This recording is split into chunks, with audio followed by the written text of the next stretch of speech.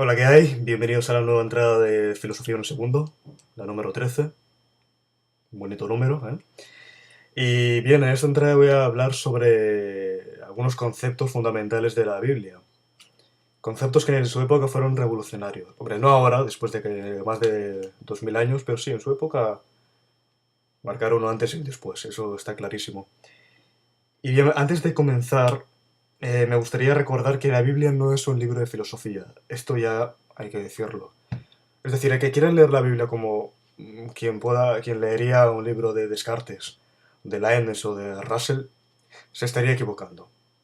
Se estaría equivocando porque la Biblia, su fin es la religión. Y esto no se tiene que olvidar nunca.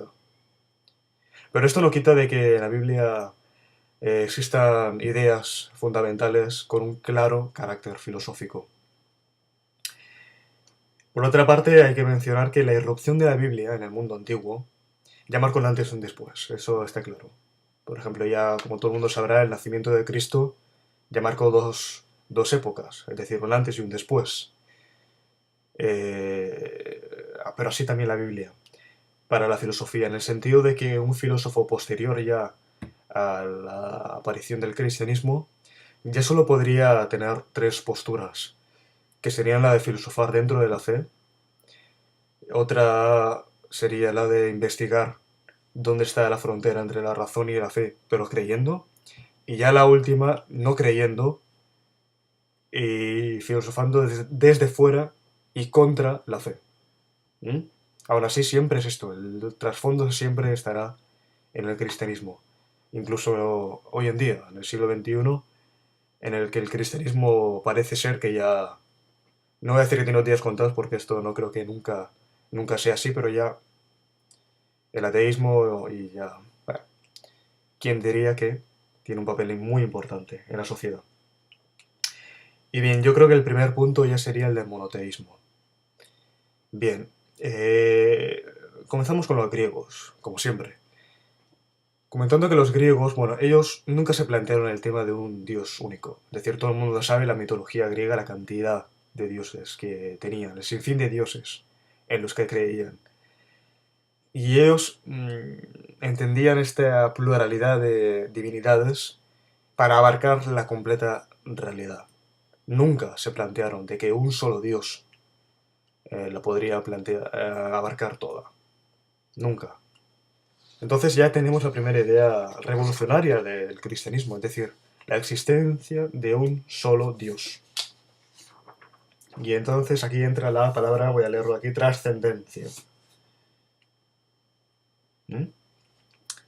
Y esto marcó, claro, una cosa de que muy importante, de que ya desde entonces estaría mal visto, o sería extraño, sobre todo en los primeros siglos, que se tomase como divino otra cosa que no fuese Dios. No, esto ya no fue posible. Estamos hablando donde el cristianismo jugaba un papel, ¿eh? Ya no fue posible, y esto ya lo dijo también. Ya lo decía uno de los testamentos de Moisés. Por eso que hay que mencionar que entonces que en Occidente se impone la idea de un solo Dios. De un solo Dios. Y voy a leer de la Biblia un fragmento sobre este tema, que está en el primero de Corintios, en el capítulo 8, y leeré los versículos del 1 al 6, para un poco poner en ejemplo esta idea. Lo sacrificado a los ídolos se llama. En cuanto a lo sacrificado a los ídolos, sabemos que todos tenemos conocimiento. El conocimiento desvanece, pero el amor edifica. Y si alguno se imagina que sabe algo, aún no sabe nada, como debe saberlo. Pero si alguno ama a Dios, es conocido por él.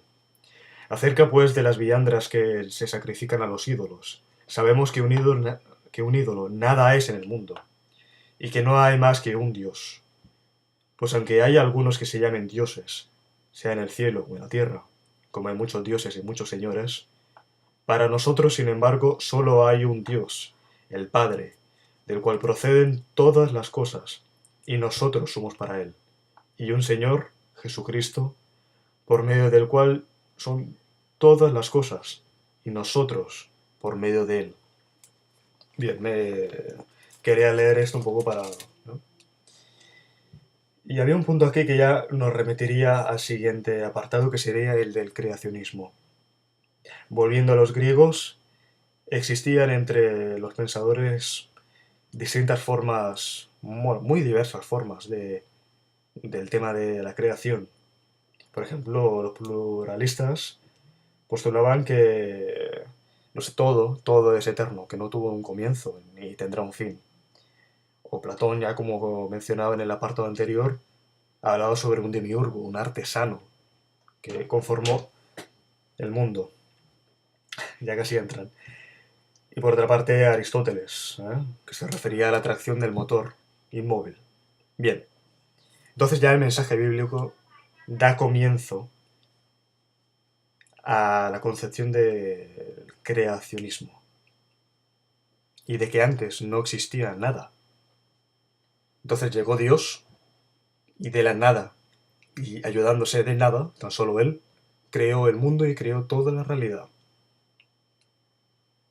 A partir de Él las cosas comenzaron a ser. ¿Mm? También no se valió de intermediario, bueno, como decía, el Dios creó todo y libremente, a su elección. ¿Mm? Bien, esto puede recordar un poco al demiurgo, pero no lo es. No lo es. Porque el demiurgo partía del barro. Un barro que él mismo moldeaba, ¿eh?, para crear la realidad. Este barro se encontraba, era la materia, y a partir de esa materia ya existente, ya creó el resto de las cosas. No, pues Dios no. Dios creó todo a partir de la absoluta nada. Porque en el principio solo existía Él. Y bien, el creacionismo también tiene un carácter de positivo, perdón, en el sentido de que todo lo que él creaba era bueno. Como podréis ver en el vídeo abajo en el que he leído el primer capítulo de la creación, de Génesis, ¿eh?, cada vez que él crea algo, los cielos, el sol, la luz, el hombre, los animales, todo acaba de que era bueno. Por tanto, ahí está el carácter este positivo. Entonces ya hay que, para acabar, mencionar que el creacionismo se impuso como la solución ya al comienzo de todo. Antes no había una solución única, habían bastantes soluciones griegas, de los pensadores griegos, pero ya después del cristianismo ya solo se marcó esta. Hasta ya que en el siglo XIX ya llegó un tal Darwin, bueno, ya habían científicos antes, pero llegó un tal Darwin que ya comentó esto de que no, de que el comienzo no fue así, porque no lo fue. Muy bien, pues ya está. Bueno, tan solo me gustaría acabar diciendo de que en esta creación al ser humano bueno, nos equivocamos por comer esto, este apetito, bueno, este manjar, porque la manzana yo creo que para mí es de mis frutas preferidas. Por culpa de esto ya no estamos en el Edén, estamos en este mundo tan puntos suspensivos. Pero bueno, por culpa de esto estamos fuera, pero yo creo que conseguimos sobrevivir gracias a esto. Y aquí ya entró un poco de publicidad, ¿no? Bien, ya en el siguiente apartado comenzaré a hablar sobre el antropocentrismo, el dios legislador y algunas cosillas más.